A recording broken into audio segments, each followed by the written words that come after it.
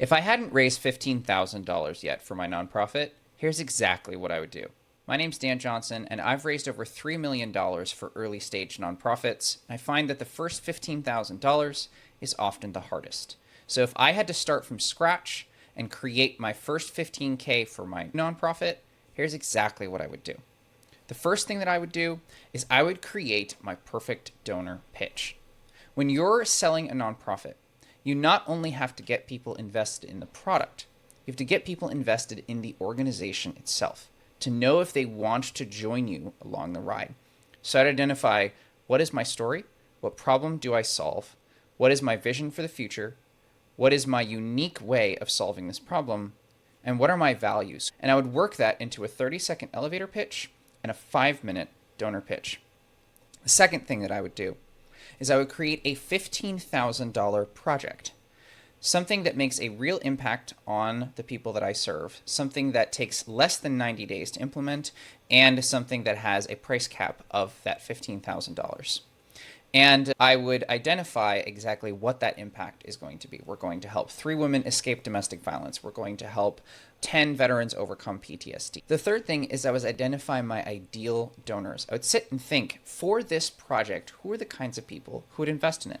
Let's say my project is getting 3 women out of domestic violence, women who've experienced domestic violence, people who love women who've experienced domestic violence, law enforcement associations, animal groups that are concerned about the impact of domestic violence on the animals that are left behind.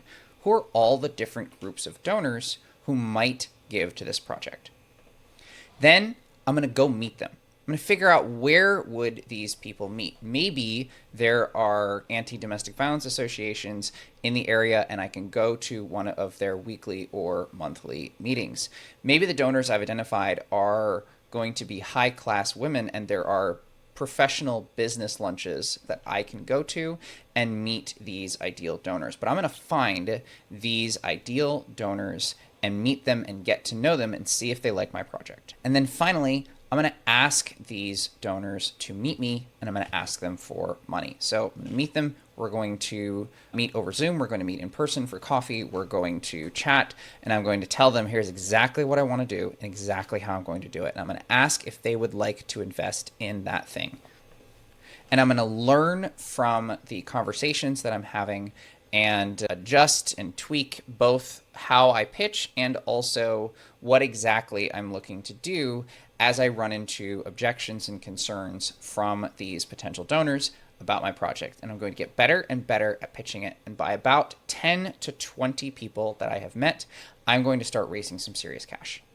And then finally, I'm going to create a way to keep in touch both with the people who gave me money and with the people who didn't. For me, that's probably going to be an email list. I'm going to make sure to get the emails of the people that I met with and talked with, and I'm going to put them into a list, and I'm going to commit myself to sending an update to that list every 2 weeks. If I hadn't yet raised $15,000 for my nonprofit, that's exactly what I would do. And if you haven't raised $15,000 yet for your nonprofit, what I would do is give me a call. Jump on my calendar and let's chat and create the exact roadmap for your nonprofit to raise your first $15,000.